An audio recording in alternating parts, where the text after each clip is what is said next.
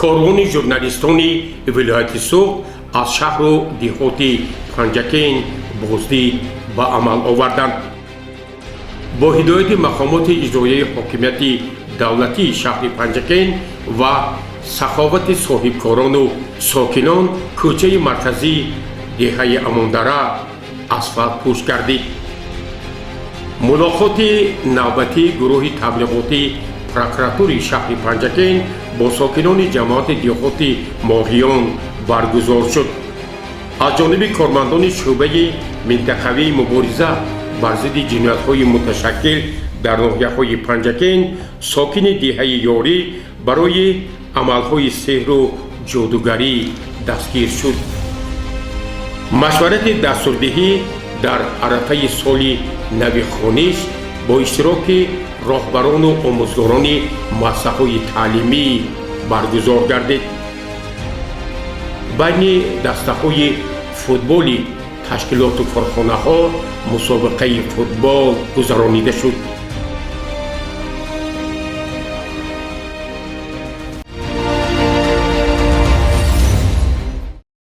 با دستور مقامات اجرایی حاکمیت دولتی ولایت سوخت با مقصد شناسایی و معرفی دستاوردهای شهری بوسنی پنجکین در دوران صاحب استقلال گروه روزنامه‌نگاران وسایط اخباری عامه با راهبری رئیس بخش ولایتی سازمان روزنامه‌نگاران تاجیکستان جاوید اشتی از شهر بوسنی پنجکین بازدید نمودند.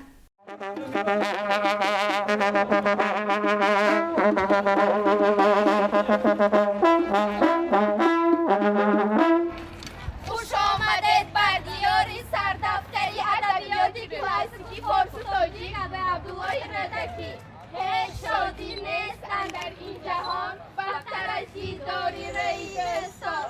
هیچ تلخی نیست در دل تلختر از فراق دوستانی پرهنر. خوش آمدید بر پنجکین باستان.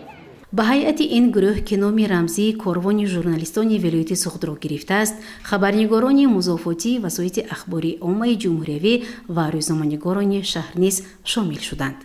رئیس شهری پنجکین عبدالخالق خالقزاده ضمن پذیرایی روزنامه‌نگاران این اقدام را مهم ارزیابی نمود و معاون رئیس شهری پنجکین مراد شکرزاده آنها را در این بازدیدها همراهی کرد. چون عنعنه بازدید روزنامه‌نگاران بعد پذیرایی میزبانان از زیارت آرامگاه سردفتر ادبیات تاجیک فارسی استاد ابو عبدالله رودکی در دهه پنجرود آغاز شد. اعضایان گروه ضمن زیارت شعرهای مشهور استاد رودکی را قرائت نموده در پایه مجسمه شاعر گل گذاشته از آثارخانه کتابخانه دیدن نمودند.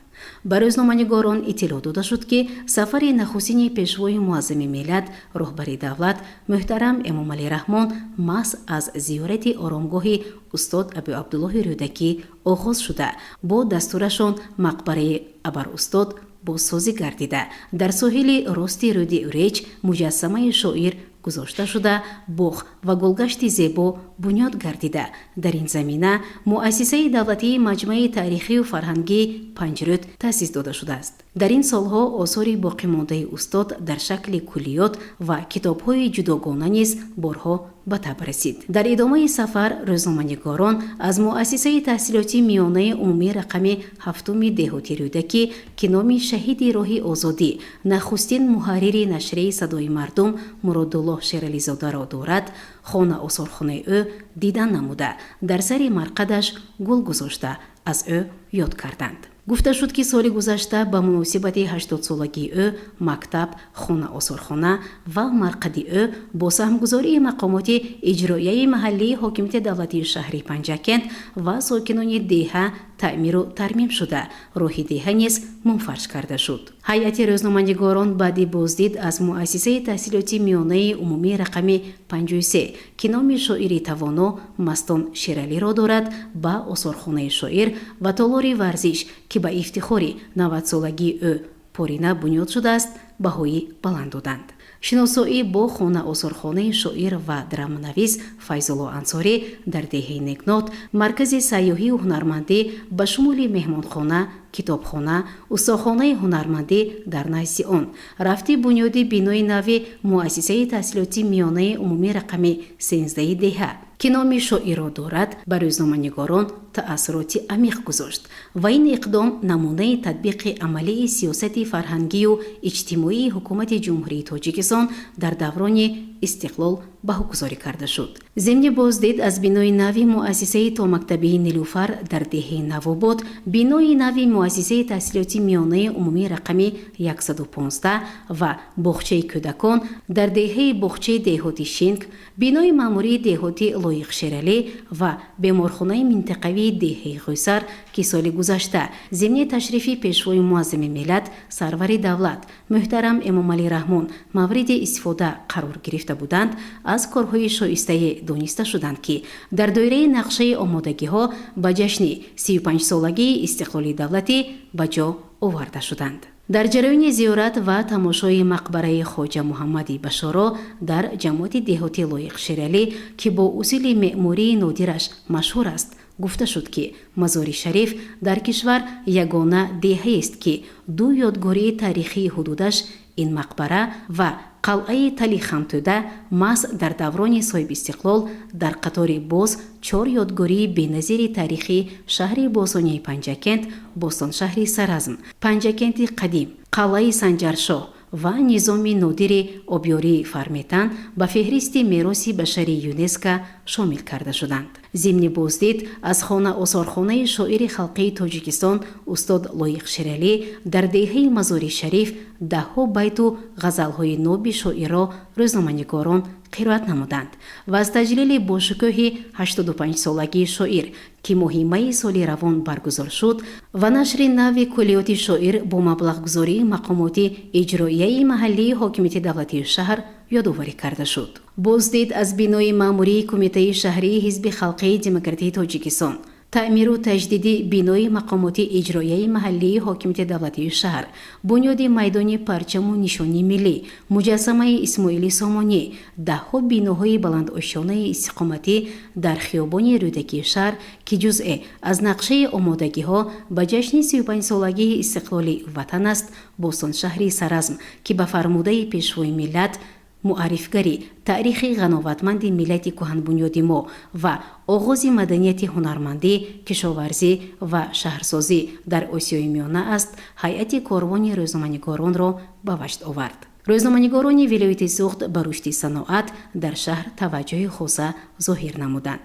Ин ҳангоми боздид аз коргоҳи коркарду истеҳсоли мис дар корхонаи муштараки Зарафшон, нахустин корхонаи истеҳсоли шифр дар шаҳр, коргоҳи дӯзандагии маҳсул изҳор карда шуд. корхонаҳои мазкур ки дар онҳо даҳҳо нафар ба шуғл фаро гирифта шуданд, дар доираи ҳадафи чоруми ҳукумати кишвар рушди босуръати саноат бунёд шуданд. Зимни боздид иттилоъ дода шуд ки дар шаҳр беш аз 60 корхонаи саноатӣ фаъолият дошта, ҳоло таҷдиди коргоҳи истеҳсоли қалъагӣ ва бунёди корхонаи коркарду истеҳсоли маъдани сурмаи Канзи Диёр идома дорад. таҷрибаи бо обёри қатрагӣ ба роҳ мондани парвариши помидор ва қаланфури булғорӣ бо истифода аз панелҳои офтобӣ дар хоҷагии деҳқонии Сомониён дар ҷамоати деҳоти Лоиқшералӣ, истифодаи босамари замин ва кишти такрорӣ дар хоҷагии деҳқонӣ ба номи Мирзобобо Қиёмови ҷамоати деҳоти Халифа Ҳасан, бунёди гармхонаи замонавии ширкати Агромоғиён ба рӯзноманигорон таъссуроти нек боқӣ гузошт ва он арзандаи тарғиб дониста шуд. дар фарҷоми сафари корвони рӯзноманигорон изҳор карда шуд ки ҳамаи ин дастовардҳо маҳз самараи даврони истиқлол ва сиёсати ояндабинонаи пешвои муаззами миллат президенти ҷумҳурии Тоҷикистон муҳтарам Эмомалӣ Раҳмон ва заҳмати мардуми заҳматпешаи ин диёри Босонӣ аст ки бо ифтихор ва садоқат ба ҷашни 35-солагии истиқлоли давлатии ҷумҳурии Тоҷикистон омодагӣ мегиранд. сафари корвони рӯзноманигорон ба дигар шаҳру навоҳӣ идома дорад.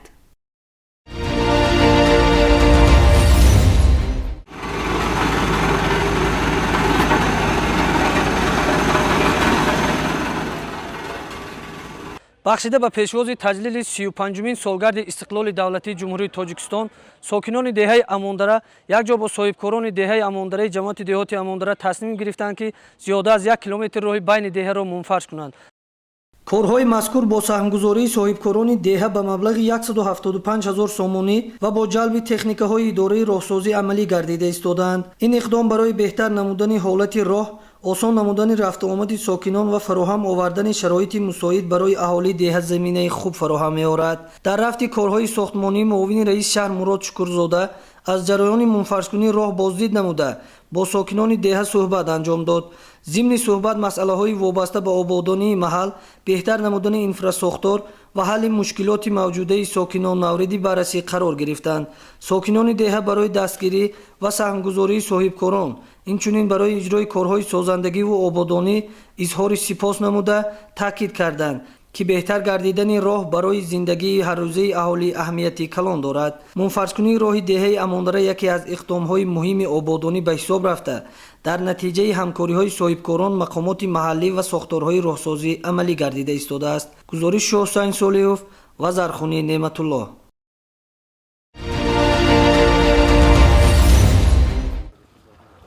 таври қаблан иттилоъ дода будем, гурӯҳи таблиғотӣ таҳти роҳбарии прокурори шаҳри Панҷакин, мушовири адлияи дараҷаи 1 Искандар Раҳматзода дар ҷамоатҳои деҳоти шаҳри Панҷакин вобаста ба татбиқи қонуни ҷумҳурии Тоҷикистон дар бораи масъулият барои таълиму тарбияи кӯдак, ҳамзамон рафти омодагӣ ба соли нави таҳсил, фаъолияти омӯзгорон, муносибати хонандагон ба таълиму тарбия ва дигар масъалаҳое ки имрӯз барои ҷомеа зарур аст доир гардид. мулоқоти нахустин дар деҳаи сори ҷамоати деҳоти Моғиён баргузор гардид ки инҷо сармутахассиси шӯъбаи маорифи шаҳри Панҷакин Қудрат Шукуров пиромони рафти иҷрои қонуни ҷумҳурии Тоҷикистон дар бораи масъулият барои таълиму тарбияи фарзанд, фаъолияти кормандони дастгоҳи марказии шӯъбаи маориф, роҳбарони муассисаҳои таълимӣ ва ҳамзамон баъзе камбудиҳое ки дар ҷараёни татбиқи ин қонун ошкор шуданд ба ҳозирин маълумоти муфассал дод.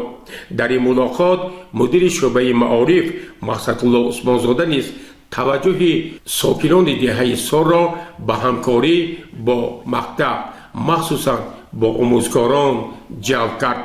прокурори шаҳри Панҷакин, мушовири адлияи дараҷаи 1 Искандар Раҳматзода ба сокинони деҳаи Сор ҳушдор дод ки мо имрӯз бояд бо ҳар роҳу восита барои пешгирӣ аз ҳодисаҳои нохуш дар байни хонандагон, ҳамкорӣ бо мактаб, баландбардоштани маънавиёти фарзандон ва маърифати ҳуқуқи волидон таваҷҷӯҳи бештаре зоҳир намоем. мулоқоти навбатӣ дар ҷамоати деҳотии Моғиён дар деҳаи Пули Гирдоб бо иштироки роҳбарон, фаъолон ва сокинони ин ҷамоати дурдаст ва калонтарини шаҳри Панҷакин доир гардид.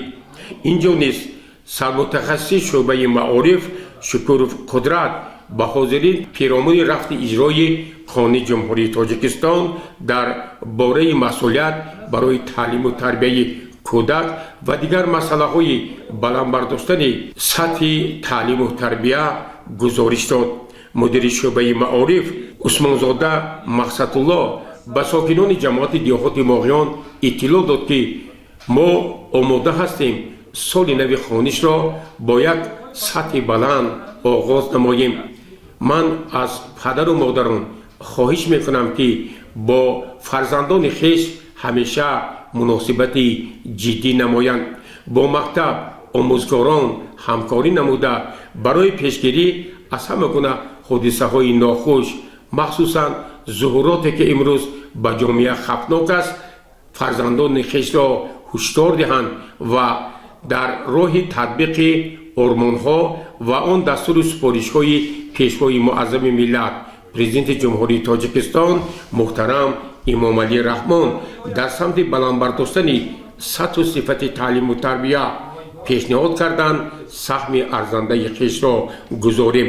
прокурори шаҳри Панҷакин, мушовири адлияи дараҷаи 1 Искандар Раҳматзода дар ин мулоқот бори дигар таъкид кард ки масъалаи баландбардоштани маънавиёти аҳли ҷомеа, махсусан масъулияти падару модарон омӯзгорон дар самти таълиму тарбияи кӯдакон ва ҳамзамон роҳ надодан ба ҷинояткориҳо пешгирӣ аз зуҳуроти номатлуб дар мадди аввали фаъолияти прокуратураи шаҳри Панҷакен қарор дорад ва мақсаду мароми ин гурӯҳи таблиғотӣ пеш аз ҳама бо мардум суҳбату мулоқотҳо доир намуда барои баландбардоштани ҳама гуна имкониятҳо ҷиҳати таълиму тарбияи фарзандон ҳамкорӣ бо массаҳои таълимӣ равона шудааст.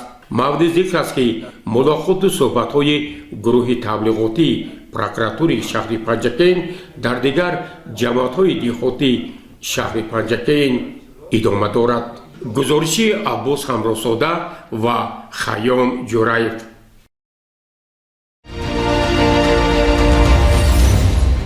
дар ҷараёни гузарондани чорабиниҳои оперативӣ ҷустуҷӯӣ аз ҷониби шӯъбачаи минтақавии мубориза бар зидди ҷиноятҳои муташаккил дар гурӯҳи ноҳияҳои Панҷакенте шӯъбаи минтақавии мубориза бар зидди ҷиноятҳои муташаккил дар вилояти Суғди раёсати мубориза бар зидди ҷиноятҳои муташаккили вазорати корҳои дохилии ҷумҳурии Тоҷикистон шаҳрванд Қозӣ ва Ҷумагул Қодировна соли таваллудаш 3 марти соли 1988 сокини шаҳри Панҷакен ҷамоати деҳоти ёрӣ деҳаи ёрӣ ҳангоми анҷом додани амалҳои марбут ба сеҳру ҷодугарӣ дастгир карда шуд. номбурда тавассути шабакаҳои иҷтимоӣ мессенҷери WhatsApp инчунин дар манзили истиқоматии худ шаҳрвандонро қабул намуда бо истифодаи шам, расп, чорво ва дигар маҳсулот амалҳои хурофотии фолбиниро анҷом дода аз ин ҳисоб манфиати молиявӣ ба даст овардааст. зимни суҳбат шаҳрванд Қозӣ ва Ҷумагул Қодировна ин амалҳои хешро ба мо чунин шарҳ дод. ман Қозӣ ва Ҷумагул Қодировна сокини шаҳри Панҷакен ҷамоати деҳоти ёрӣ деҳаи ёрӣ аз соли 2015 то ин ҷониба ман корҳои ба сеҳру ҷоду машғул ҳастам. бо тариқи WhatsApp бо тариқи телефон шаҳрвандон моҳона солона рӯзона бо ман бо алоқа мешаванд. ман ба ҳамин бо ришта бо шам бо об бо чорво бо шам мегиронам бахтошона бо об сиёҳиҳои баданошона мебурорам бахтошона мекушоям бо шам сурат бошад гиронда пеши банду бахтошона мекушоям бо ришта бошад баста чилбанкара метиҳам дар баданошон ё дар об мехӯранд ҳамон чизе ки дар сиёҳӣ ки баданошон ҳаст ҳамон сиёҳиҳои баданошон мебурояд. бо чорво бошад ман амон мебиёранд муроҷиатгаро назди ман бо чорво мебиёранд муроҷиат мекунанд ки ҳамин дарди моя бо кадом табобат сиёҳиҳои бадани моро бароварда мешавад. ман аз ҳамонот чорво талаб карда мегӯям ки чорво биёред мақсад ҳамон чорвоя кушта хунаша дар баданошон молида аз ҳамон хуни ҳавай гашта дар метиҳам худошон мехӯранд барое ки ҳамин сиёҳи захму ҳамон ҷинду ғубору ҳамон чизои баданошон барои баромадан шуда ман ҳамон чорвоя узви бадани ҳамоноба полна мемолам ҳамон хунаша. Қозӣ ва Ҷумагул, оё шумо огоҳ будед ки чунин амалҳо бархилофи талаботи қонунгузории ҷумҳурии Тоҷикистон мебошанд? бале огоҳ будам. ман аз ин чизҳо огоҳ будам ки шабо дар шабакаҳои иҷтимоӣ аз ҳамин корҳои ғайриқонунӣ фолбинӣ ва сеҳру ҷодуро тамошо мекардам. аз ин чиза огоҳ будам. бо ман ба ин чиз роҳ надода бо даст ба сӯи ҳамин корро зада ман бо ҳамин кор машғул будам. шумо таълимоти динӣ ё таълимоти ғайрирасмии динӣ аз худ кардагӣ ҳастед?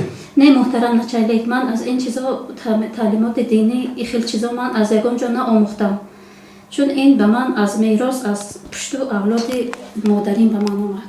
барои амалӣ намудани амалҳои сеҳру ҷодугарӣ аз муроҷиаткунандагон чанд сомони маблағи пулӣ талаб карда мегирифтед? аз муроҷиаткунандагон барои амалӣ намудани ҳамин корҳои сеҳру ҷоду аз 1000 сомон сар карда то 4000 сомон мегирифтам. метавонед амалҳои дар вақти раванди сеҳру ҷодугарӣ иҷро намудаи худро як маротиба нишондӣ? бале ба шахсоне ки бахтошон бастагӣ ман манами 80 адад шама ба тариқи 4 шаб мегиронам ба бахтошон накушодам ва аруи аксошон пеши аксошон ба шама гиронда мехонам бо баъзе шахс ҳаст ки 4 ё 8 ададашон метиҳам ки худошон аз кадом сураҳо истифода мебарӣ? аз сураҳои худам истифода мебарам аз метавонед қироат кунед? албатта шама гитара аъузу биллаҳи мин шайтони раҷим бисмиллаҳи раҳмони раҳим الحمدلله رب العالمین مالک یوم الدین الحمد علیهم غیر المغضوب علیهم ولا الضالین گردان به حق حضرت بیبی فاطمه بیبی زهرا گردان به حق حضرت بیبی خدیجه بیبی کبریا گردان به حق حضرت امام حسن امام حسین گردان به حق حضرت عیسی خدا گردان به حق حضرت موسی خدا گردان یا حضرت بهاءالدین بلا گردان وقتی همین بنده گشوده گردان بارشته باشد دهان بند میکنم زبان بند میکنم با همه رشته با گرمی هم کرده میتونم برای تعلق میپرتایم که مناسبتی بین شوهر و زن گرم شود یا بین دختر یا با همون نفری که دوستش میداره با همونا برای گرم کردن من با رشته کرده میتونم با چی طور چونین عملها رو اجرا میکنید؟ با دعایی که حاضر من باشم خوندم همه چیز رو هم با همه رشته انجام میدیم با چی طور؟ با هم خیلی به دستم میگیرم این هم با زبان بندی و هم با گرمی از همین رشته استفاده میبرم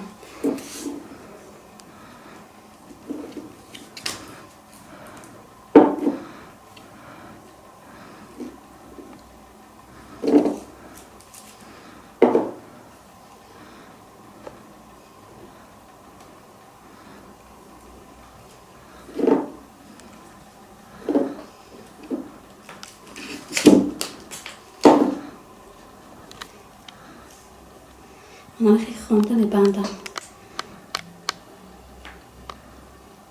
من همه خیلی خونده گربق میکنم به حق حضرت علی شیر خدا به حق حضرت محمد به حق حضرت یوسف خدا به حق حضرت یونس خدا یا حضرت به حق تمام پیغمبرانم به حق هفت به حق هفت استادم به حق حضرت پیرم به حق حضرت پیر استادم همین بنده یا به همین دختر یا بچه به همدیگریش گرم گردان گفته میبندم به همین یا علاقه میپرتاید یا به در بدنش میگیرد یا همین چیزی که هست همین استفاده میبرد به همین کارش نقض میشود شما از کجا میدانید که کارش نقض میشود یا که برای مناسبتی خوب پیدا میکنند؟ با به من مراجعت کرده میگویند بین ما مناسبتی محرمانگان ما خوبتر و بهتر است.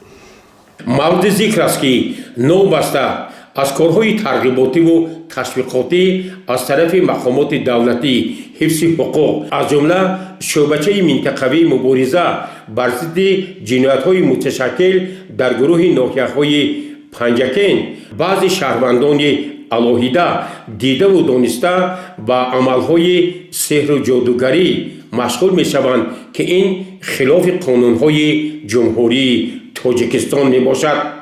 ضمن کاربری حالت‌های مردم فریبی شهروند قاضی و آشکار کرده شده مواد ضروری ترتیب داده شد و برای بررسی و قبول قرار قانونی به پروکراتوری شهر پنجکین پیشنهاد گردید. واقعاً بعضی شهروندان به نام فریب این بانوی سحر و جادوگر افتاده با او مبلغ‌های پولی نیز دادند.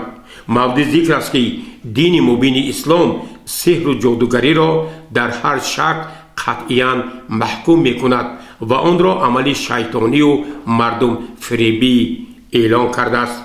بنابراین از شهروندانی که به ساکن دهه یاری قاضی و جمعگاه قادرانه برای عملهای سحر و جادوگری مبلغ‌های پولی دادند خواهش می شود که با مقامات حفظ حقوق جهت برگرداندن مبلغ‌هایشان مراجعت نمایند.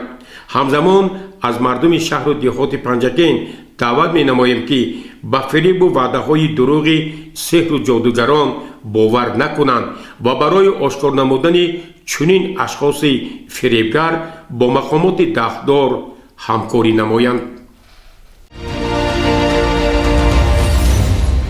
дар арафаи оғози соли нави таҳсил бо мақсади баланд бардоштани сатҳи касбӣ ва методии омӯзгорон, шиносоӣ бо навгониҳои соҳаи маориф ва татбиқи усулҳои муосири таълиму тарбия дар муассисаҳои таълимӣ, семинарҳои дастурдиҳӣ барои омӯзгорон ва кормандони соҳаи маориф баргузор гардид. семинар дар муассисаи таҳсилоти миёнаи умумӣ рақами 3 ба номи Наби Каримов баргузор шуда, омӯзгорон ва кормандони соҳаи маориф дар он фаъолона иштирок намуданд. чорабинии мазкур дар асоси нақшаи кории шӯъбаи маориф барои нимсолаи дуюми соли 2026 ба роҳ монда шуда, ҳадафи асосии он соли нави таҳсил расонидани дастуру тавсеяҳои методӣ ва мусоидат ба баланд бардоштани сифати таълиму тарбия мебошад. дар рафти семинарҳо масъалаҳои муҳими соҳаи маориф мавриди баррасӣ қарор гирифта, омӯзгорон ва кормандони соҳаи маориф вобаста ба мушкилоти мавҷудаи раванди таълим мавзӯъҳои методиро омода ва пешниҳод намуданд. ҳамзамон иштирокчиён бо навгониҳои соҳа, усулҳои муосири таълим, роҳу усулҳои самараноки дарсдиҳӣ ва омӯзиш шинос шуданд. яке аз ҳадафҳои муҳими семинарҳо табодули таҷриба ва паҳн намудани таҷрибаи пешқадами омӯзгорӣ мебошад. дар ин замина омӯзгорони соҳибтаҷриба усулҳои самараноки фаъолияти педагогии худро ба ҳамкасбон пешниҳод намуда, оид ба истифодаи усулҳои интерактивӣ, ташкили дурусти раванди дарс ва ҷалби фаъоли хонандагон ба омӯзиш маълумот доданд. семинарҳо дар маҷмӯъ аз 22 гурӯҳ иборат буда, дар доираи онҳо беш аз 120 мавзӯъ мавриди баррасӣ қарор гирифт. барои тақвияти мазмуну муҳтавои мавзӯъҳои пешниҳод шуда ва истифодаи васеи воситаҳои муосири иттилоотию технологӣ 10 презентатсия намоиш дода шуд. дар ҷараёни семинарҳо ба масъалаҳои баланд бардоштани сифати таълим, такмили маҳорати касбии омӯзгорон, истифодаи технологияи муосири таълимӣ, татбиқи усулҳои фаъоли таълим ва фароҳам овардани муҳити мусоиди таълимӣ таваҷҷӯҳи махсус зоҳир гардид. қисмати муҳими барномаи семинарҳо ба масъалаҳои мутобиқшавии хонандагони синфи якум ба муҳити таълим бахшида шуд. дар асоси фармоиши вазири маориф ва илми ҷумҳурии Тоҷикистон оид ба мутобиқшавии хонандагони синфи 1 ба муҳити таълим бо иштироки омӯзгорони синфҳои якум семинари махсус ташкил ва баргузор гардид. дар кори ин семинар сармутахассиси маркази ҷумҳуриявии таълимию методии назди вазорати маориф ва илми ҷумҳурии Тоҷикистон Тура Турдиев иштирок намуда, ба омӯзгорони синфҳои якум оид ба хусусиятҳои давраи мутобиқшавии кӯдак ба муҳити нави таълим, муносибати дуруст ба хонандагони синфи якум ва роҳҳои фаъолияти таълими дастуру тавсияҳои методӣ пешниҳод намуд. зимини семинар таъкид гардид ки оғози таҳсил барои кӯдак марҳилаи муҳими ҳаёт ба ҳисоб рафта, муносибати дурусти омӯзгор, муҳити мусоиди равонӣ ва ташкили босифати раванди таълим дар мутобиқшавии хонанда ба мактаб нақши муҳим дорад. аз ин рӯ омӯзгорони синфҳои якум бояд дар баробари додани дониш ба ҳолати равонӣ, қобилияти дарккунӣ ва хусусиятҳои инфиродии ҳар як хонанда низ таваҷҷӯҳи зарурӣ зоҳир намоянд. ҳамин тавр семинарҳои дастурдиҳӣ на танҳо майдони омӯзишу такмили маҳорати касбӣ, балки воситаи муҳими табаддули таҷриба, ҷорӣ намудани навгониҳо ва баланд бардоштани сифати таълиму тарбия мебошад. гузориши ғайбулло муҳаммадиёв, исмоилҷон холов. ба ифтихори 35-солагии истиқлоли давлатии ҷумҳурии Тоҷикистон дар шаҳри Панҷакент мусобиқаи футбол байни 16 дастаи ҷавонони шаҳру деҳоти Панҷакент бо шукӯҳи хоса ва рӯҳияи баланди варзишӣ баргузор гардид. ин чорабинии варзишӣ бо дастгирии мақомоти иҷроияи маҳаллии ҳокимияти давлатии шаҳри Панҷакент, бахши кор бо ҷавонон ва варзиш ва бо сарпарастии соҳибкори маҳаллӣ ташкил ва гузаронида шуд. мақсад аз баргузории мусобиқа рушди варзиш, тарғиби тарзи ҳаёти солим ва мустаҳкам намудани дӯстию ҳамдилӣ миёни ҷавонон мебошад. бозӣ дар рӯҳияи баланди варзишӣ сурат гирифта, аз рӯи натиҷаҳои ниҳоӣ ҷойи якум ва ҷоми мусобиқаро дастаи дӯстӣ ба даст овард. ҷойи дуюм насиби дастаи барбершоп шуд. مقام سیوم را باشد دسته کشاورز اشغال نمود. در مراسم جنبستی غالیبان با جام، مدال‌ها، افتخارنامه‌ها و با تحفه‌های پولی سرفراز گردانیده شدند. گزارش دلافروز حفیظ و اسماعیل جان خالف.